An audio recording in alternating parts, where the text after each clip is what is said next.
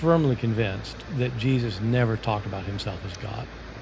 So this guy goes on to say that John is essentially the only gospel that explicitly states that Jesus declares himself as God. So I want to dissect this a little bit. So I just want to say for the record, I think it would be super interesting to actually sit down with this person. So I'm not making this video as like a gotcha, where I can make, somebody look bad or something like that. This does raise a really interesting question though. Did Jesus ever claim to be God? And I'm only using this person's video because I think he puts the counter argument really well. So I'm just using that video for that reason. I have nothing against this guy, but yeah, I would really love to talk about this. So it's interesting to me to say, to basically make the claim that Jesus never claims to be God, except in the Gospel of John. So he does claim to be God, is what you're effectively saying. You just don't think that the Gospel of John is credible, which a lot of people, a lot of skeptics don't think that John is the least credible gospel.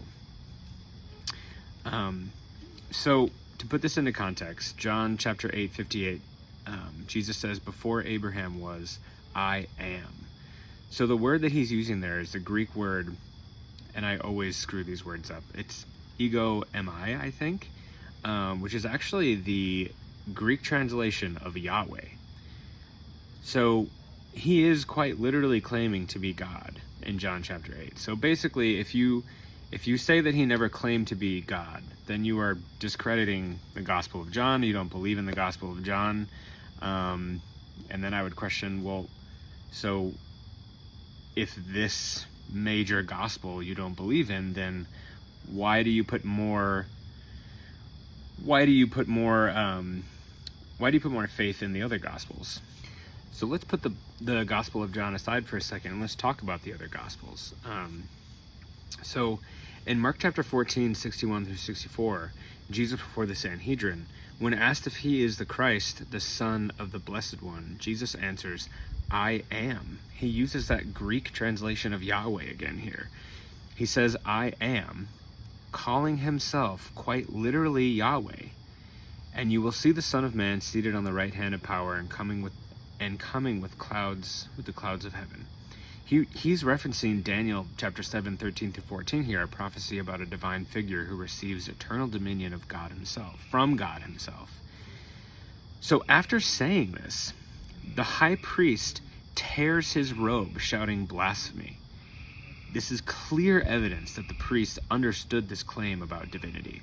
So if Jesus never claimed that, why would the priest react this way? So let's look at the book of Matthew. Matthew chapter 14, verse 33. After walking on the water, Jesus literally walked on water.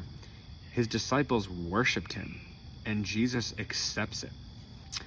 Again in Mark, we're going to go back to chapter 2, verse 5 through 7. Jesus says, Son, your sins are forgiven.